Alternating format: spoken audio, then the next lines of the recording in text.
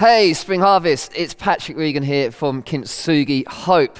And it is such a privilege to be with you guys, and it is such a bizarre situation.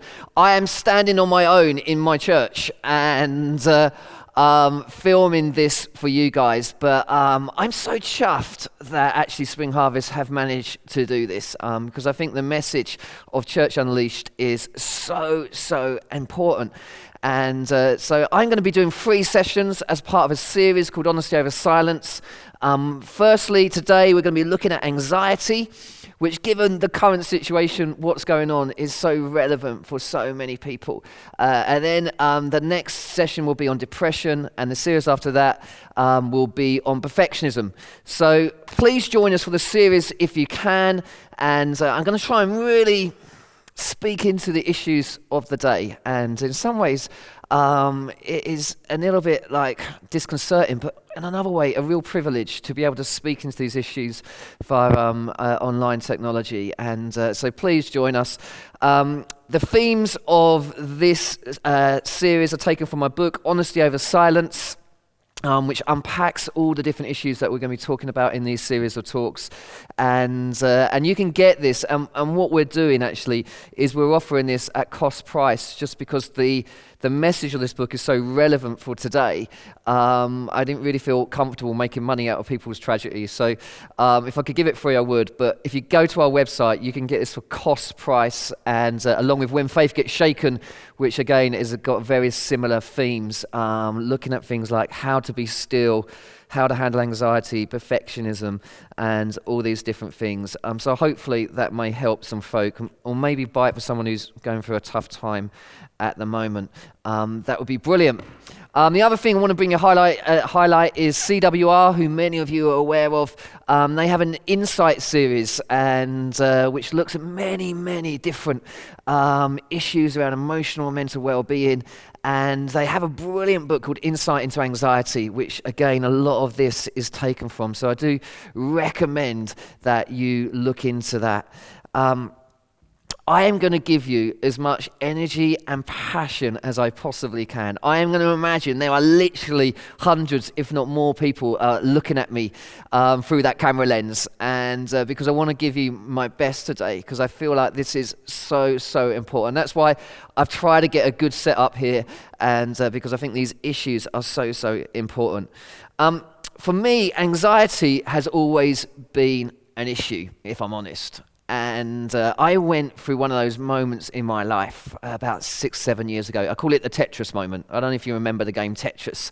All these blocks fall out of the sky, and you're trying to get them in a straight line, and as you get them in a straight line, the line disappears. And but the problem is they keep coming faster and faster. And things start getting really tough, and you're thinking, why does everything go wrong at once?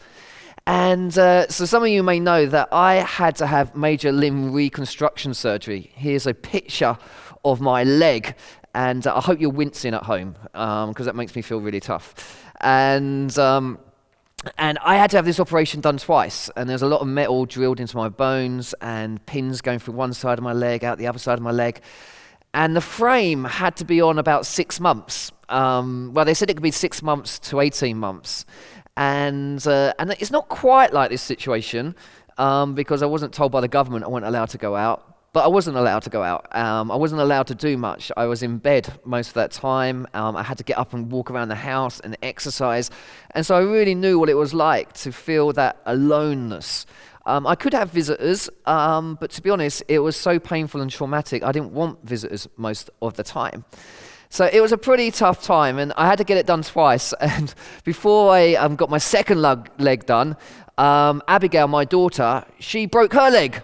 So here's a picture of us on Zimmer frames. We are just about to have a race down the end of the garden. And in that photo, I don't know if you can see my son Caleb. Caleb always tells everyone as I show that photograph that he won the race. And I was like, that's because you never broken leg, son. And so that was that. And then after that, I started to do the one thing that I do when I'm going through a tough time, is I started to write. And I wrote this book called When Faith Gets Shaken. And I put it out there, and oh my goodness, the stories I got back, story after story after story, of people saying, I've never read anything from a Christian before that's so honest. And I realize that honesty breeds more honesty. And me and my friend Andy Flanagan, we went on tour. We went around the country. We did 40 shows. And the biggest issue, I would say, for most people that they wanted to talk to me about afterwards was the issue around anxiety. And I guess that when you're Christian, anxiety it's a hard one to handle, because we know there's so many passages about, do not be anxious about this and trusting God, and so it's really hard. And I think at this time where we're living in today, it's increasingly hard, because a lot of our natural coping mechanisms have been taken away. And so the triggers, if you've got anxiety, or even if you haven't got anxiety, to be honest, are starting to be pushed. Now, the key thing about this is you need to realize that anxiety isn't weakness. That actually we all need anxiety. We're built to have anxiety. My mate described it a bit like, if you imagine a car alarm, if anxiety is the car alarm, if the car alarm is going off all the time, it could be quite annoying.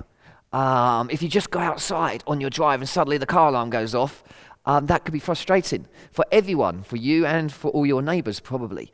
But we need the car alarm. It's helpful. And anxiety can be helpful in certain situations as well. It's just about, how do we manage that process at the moment? How do we care for our mental and emotional health in this particular context? And traditionally, we have favoured physical health over mental health. We know that being physically healthy, you've got to clean your teeth. If you fall over, you get a plaster, you stick it on the infected part. We care quickly for our physical health. At this time, we've got to care for our mental and emotional health as well. And from my experience, people that suffer from anxiety and depression, sometimes Christians, we can make it worse by throwaway comments like, you just need to trust God a bit more. Or is there some hidden sin that you haven't said sorry for? I thought of every sin I've ever done. I repented of them all. In fact, I made some up just to make sure. And it just made me feel useless about myself and made me feel really, really broken. The reality is, before this kicked off, we knew that mental and emotional health was a big issue. In fact, the statistics are these.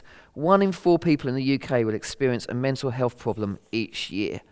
In England, 1 in 6 people report experiencing a common mental health problem such as anxiety and depression in any given week.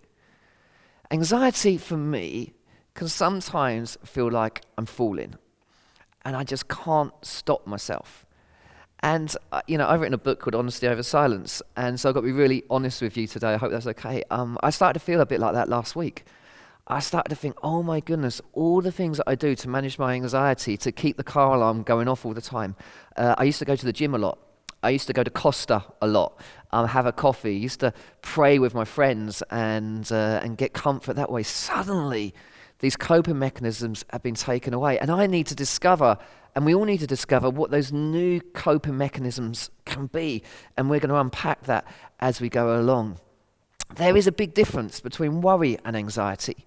Sometimes worry can be useful, other times not, but I often worry about being on time, and the result is I'm always on time. It annoys my wife how much I worry about being on time. Anxiety, though, sometimes you can feel it in your body and it seems to be there for a long time. When I was writing the book, Honesty Over Silence, I wanted a definition of what anxiety felt like, and everything I read was all very fight or flight and freeze, which is totally true, and we can look at that later. Very technical, and I just couldn't quite get it, that's how anxiety feels. So I came up with a bit of a list of how I feel that anxiety feels. And I did it through reading blogs from normal people like you and me. And it says this: anxiety is your brain not being able to turn off. Anxiety is the unanswered text message that kills us inside, especially WhatsApp, because you can tell it's been read, right? It believes every negative scenario that you come up with. It's the inaccurate conclusions drawn as your mind takes off and you have no choice to follow its leads. It's apologizing for things that don't require you to say sorry. It's self-doubt and a lack of confidence. It's trying to fix something that isn't a problem. It's the fear of failure and then striving for perfection, then beating yourself up when you don't get there. It's constantly saying, what's wrong? They don't like you. It's constantly asking the what-if questions. I needed a definition for my book, and I found this one. More than anything else, anxiety is caring. It's never wanting to hurt someone's feelings. It's never wanting to do something wrong. More than anything, it's the want and the need to be accepted and liked, so you try too hard sometimes. And I think that's it, isn't it? And I think for some of us, in church, we've just told people who struggle with anxiety, trust God a bit more.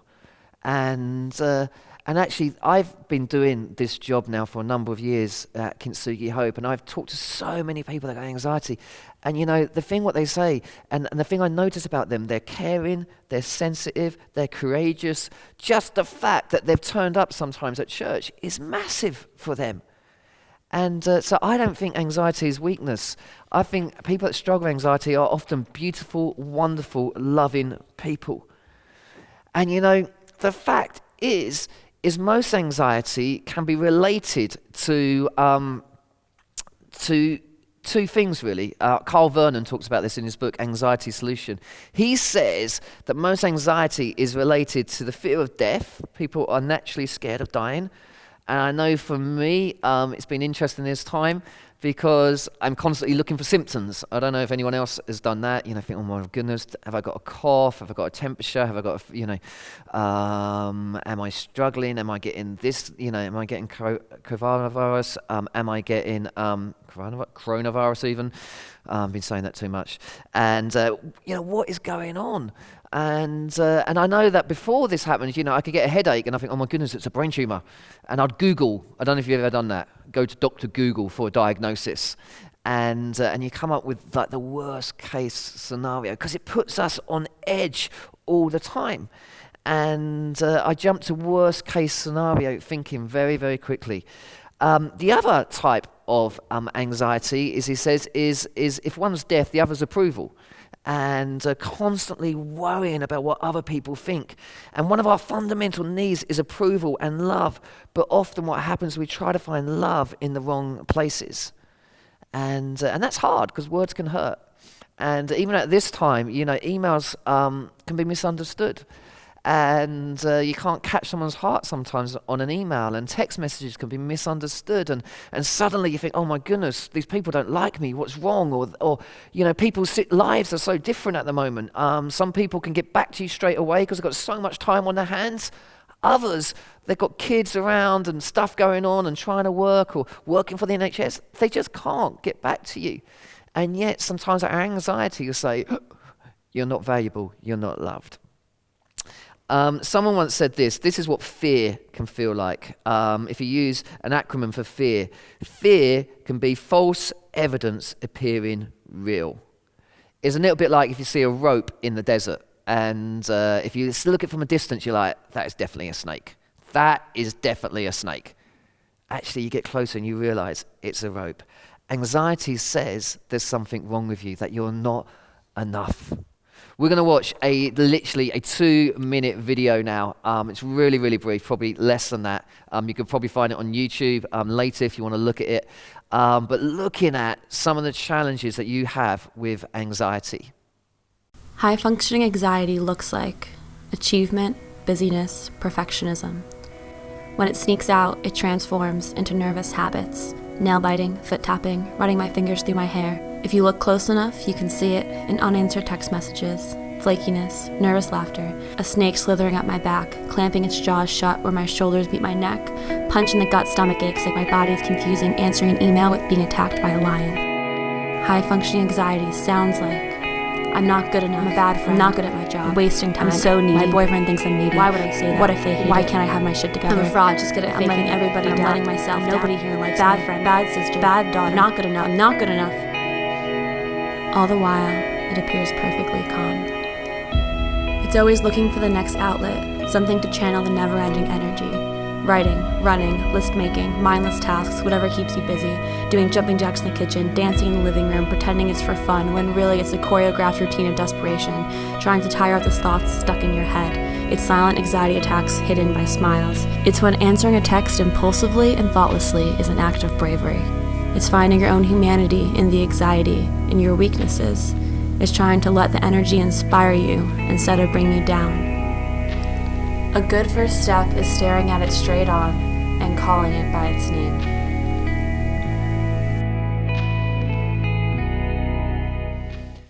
You know, watching that, I was like, oh my goodness, that does describe some of me.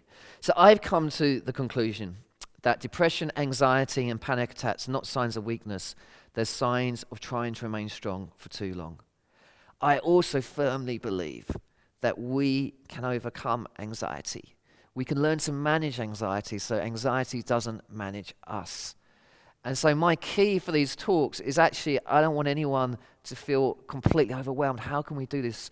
There are things that we can do, that we could put in our life. We can forge new mental pathways. And what I wanted to do, instead of coming up with like this ginormous list of all the different things that you can do, and taking 5 minutes to describe one, which would make this session so long. I want to come up with one each day and do it really well, if that makes sense. You can go online and you can find a million ways. At the moment, there are so many different information about how you can manage your mental health. You know, you'll have lists of people talking about exercise as the number one, isn't it? But only once a day.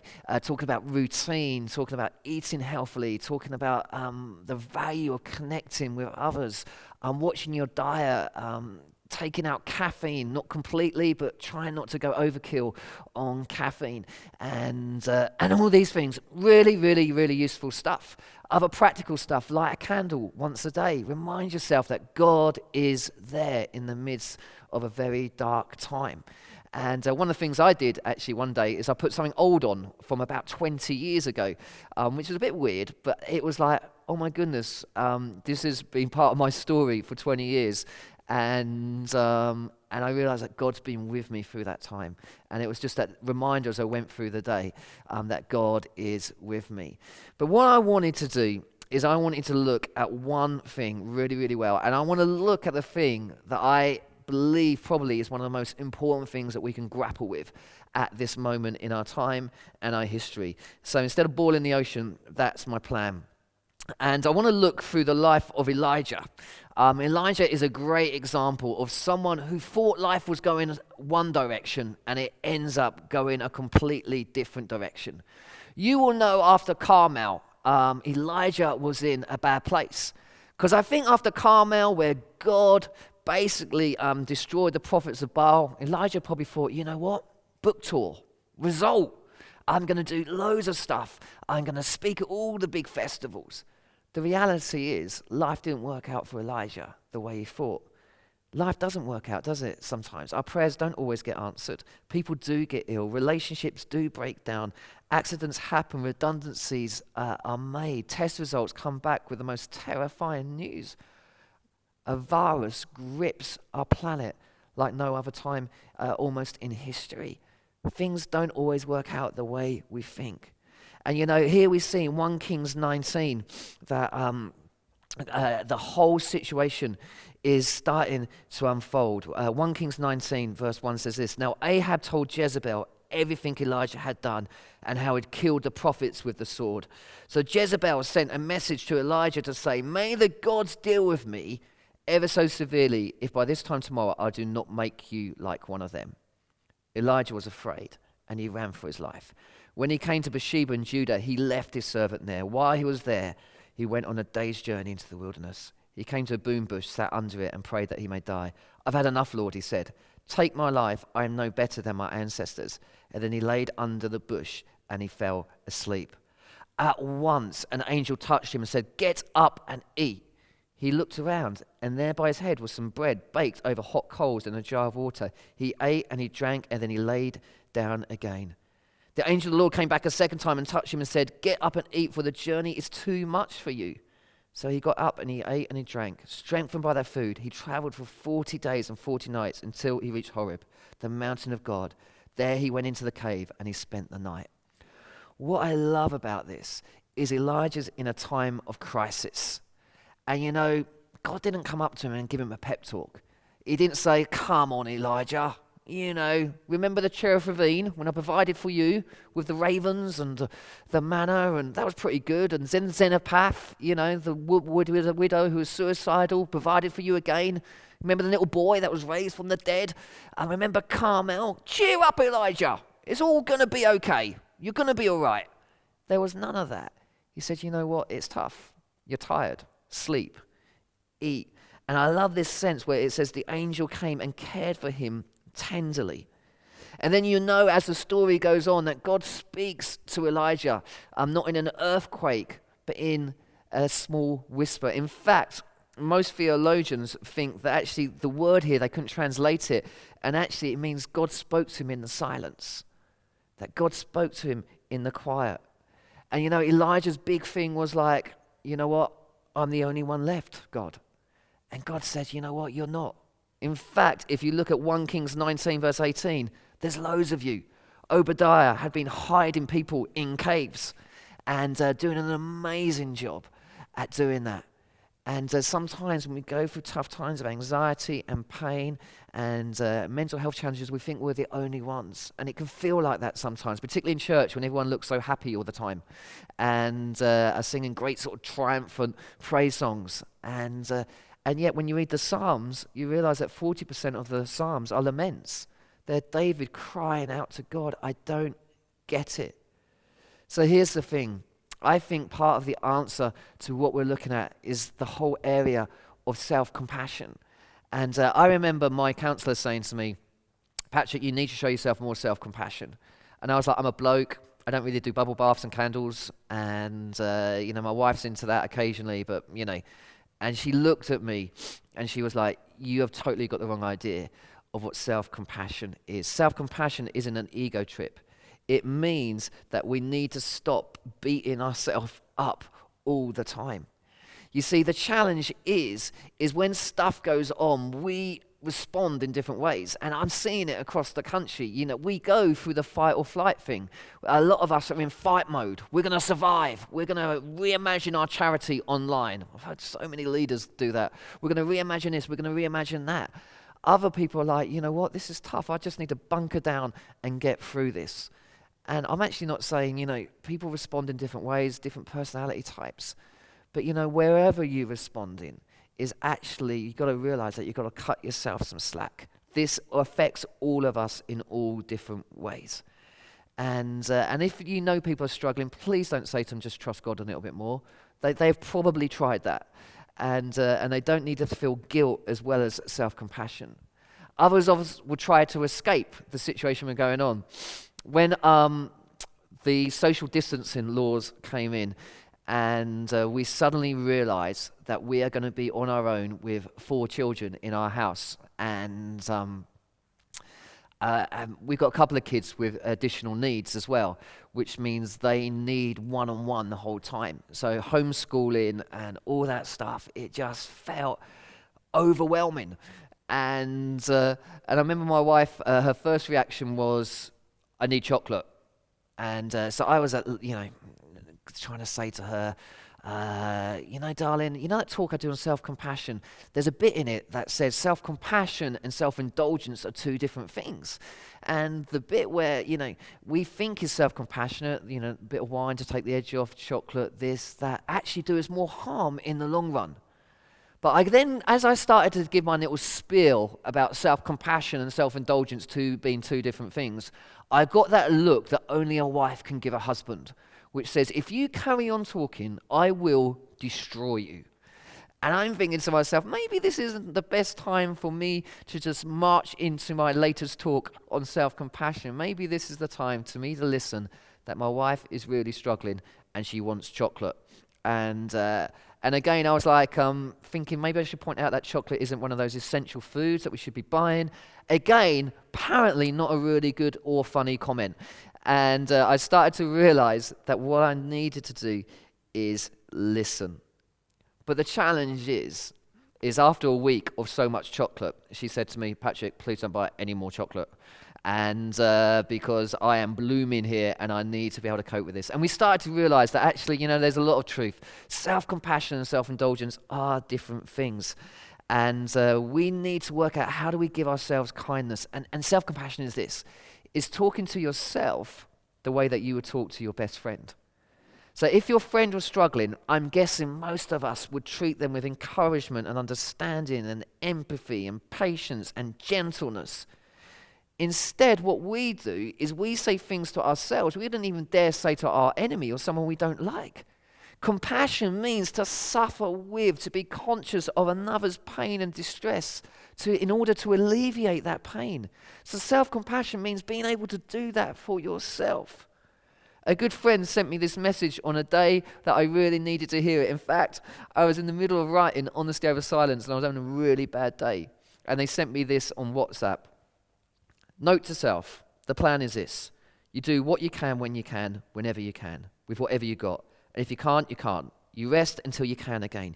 You give yourself kindness so your pockets are full and you can reach in and pull out a fistful to offer folks you meet along the way. Self-compassion isn't taking the easy way out. It's giving us the kindness we need to be able to be kind to others. And so my prayer is during this time is that you'd work out, what does that look like for you? Because again, people keep asking me for lists of what to do here and what to do that, but one size never fits all. And actually, what it is sometimes, it isn't a list, it's almost an internal thing that needs to happen within us that goes, you know what? I realize this isn't my fault. Again, when the coronavirus hit, I was like running around like a headless chicken trying to sort everyone's problems out. I was fundraising for a charity I'm worried about because our incomes, has been cut severely due to no speaking and no this and no that. And I was like rushing around sorting the kids out. Had this really strict routine that I was going to keep them to because I want them to succeed. I was trying to sort Dine out and I thought, you know what? I cannot give out of an empty cup. And I realised that actually what my kids need now is not forcing them to do maths, I'm not saying that's a bad thing, but what they really want me is to be emotionally available. I cannot be emotionally and mentally available if I am killing myself and because I'm just working so incredibly hard.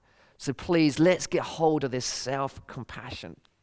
Most of you know that me and my wife Diane, we started grappling with all this stuff and we started a charity 2 years ago called Kintsugi Hope. And Kintsugi Hope Kintsugi is a Japanese word. So if you get a bowl and you break it, I tend to mend it with super glue. And the whole idea with super glue is that you hide the cracks. And what they do in Japan is they put a gold powder in the glue. So instead of hiding the cracks, they make a feature of the cracks. Arguably, the object becomes more beautiful and more unique than before. The word kintsugi actually means golden joinery. And as I think about this time, I think actually this is a beautiful picture that God doesn't leave us broken. He pours in the gold of his love and his compassion. And every pot is unique. In fact, that pot you saw on your screen, you would not see a pot like that on planet Earth. You're unique. You're special. And so we had a dream of starting a movement that would look at emotional and mental health challenges. I had no idea how needed it would be in this day and age. I was running a charity for 22 years called XLP. You may have heard of it. And I felt like as it got to 21 years old, actually, I felt like God said it's time to let go. And I was like, I'm a founder. We don't let go. But I'm breaking your heart for something else, that this is going to be so important. And there's a saying that vision is the art of seeing the invisible that produces passion and energy in people. That's why Martin Luther King never stood up and went in Washington, Jim Wallace says, in front of 250,000 people, went, I've got a complaint to make. He said, I've got a dream. I rally people around the dream. And so we started to dream about a world where mental and emotional health is understood and accepted with safe and supportive communities for everyone to grow and flourish. And there was part of me that was like, you know what? I just don't want to start another charity again because I never want to fundraise ever again in my life. It's just too stressful. And I really felt God say, you know what? We've got to think about movement, not charity. And I was like, what does that mean?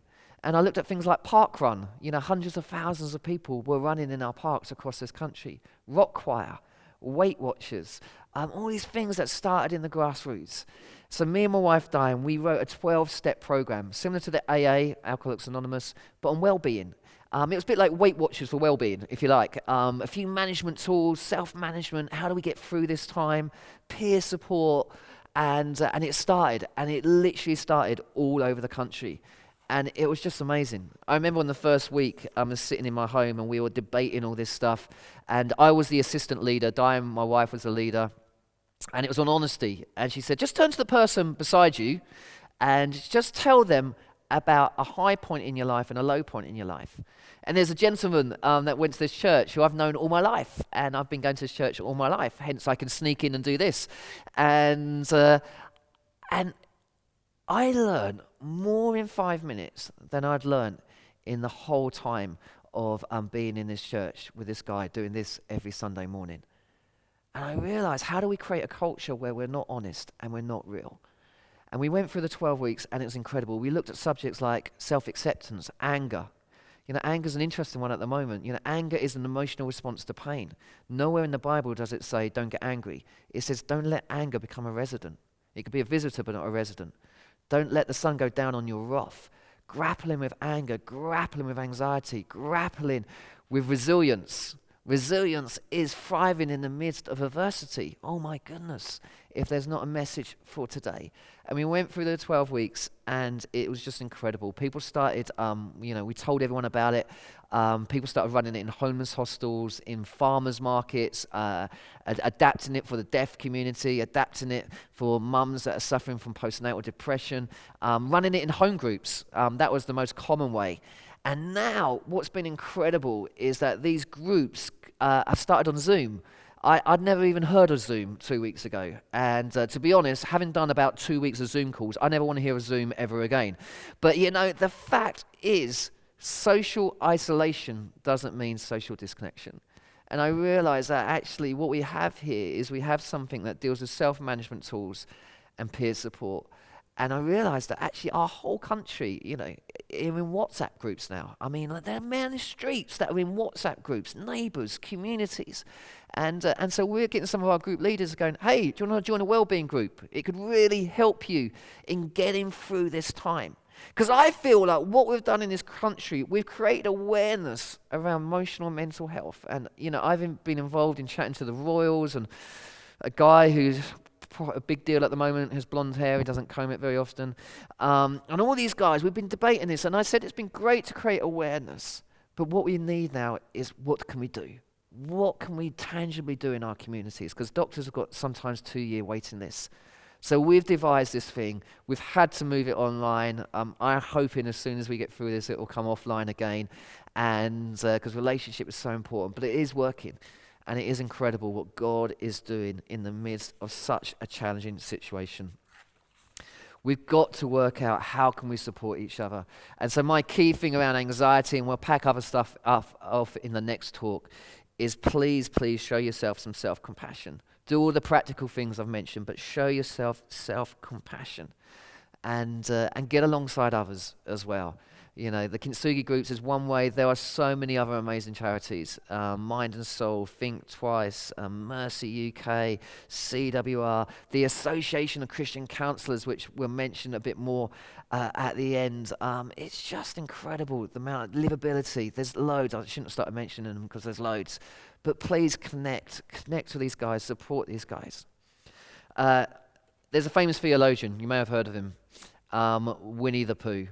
And this is my favorite Winnie the Pooh quote. Don't walk behind me, I may not lead. Don't walk behind me, I may not follow. Just walk beside me and be my friend. People start to heal the moment they feel heard.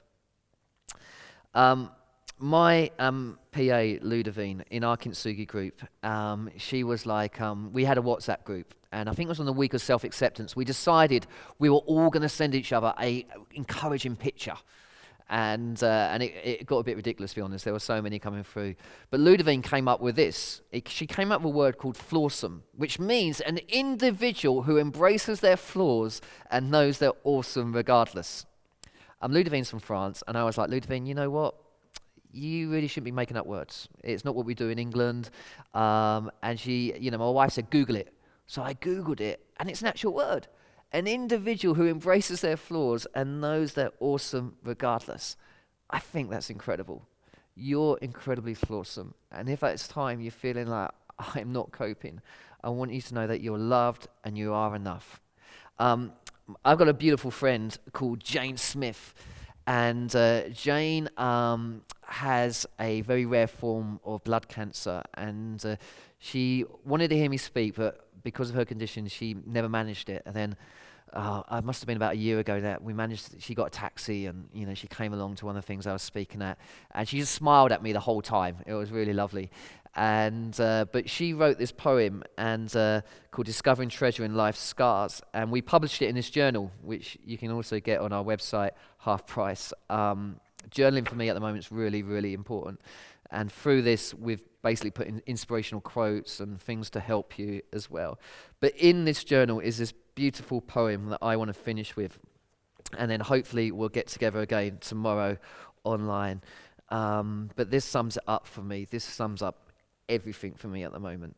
It says this: acceptance in the anguish, beauty in the bruises, belief in the brokenness, breakthrough in the battle, comfort in the conflict, contentment in the confusion, please God, courage in the crisis, determination in the distress, diamonds in the dust, dignity in the disappointment, direction in the difficulty, discovery in the darkness, faith in the fear, fortitude in the frustration, grace in the grief, healing in the horror, hope in the hurt, insight in the injury, inspiration in the illness, and jewels in the journey. Thank you so much for being with us. I hope you stuck with it through the end. There's a couple of slides coming up now, and these are from our really good friends, the Association of Christian Counselors. They're going to stay up on the screen for a little bit. Please look at the resources that are there. If this has touched you, they can provide online counseling, they can provide support, and just an amazing network, amazing organization providing so much care and support at this time. So please, as you know, stay online, look at the screen, look at it, take a photo of it actually. I always find that is one of the most helpful things, and get that information because it's going to be so helpful for you moving forward. God bless.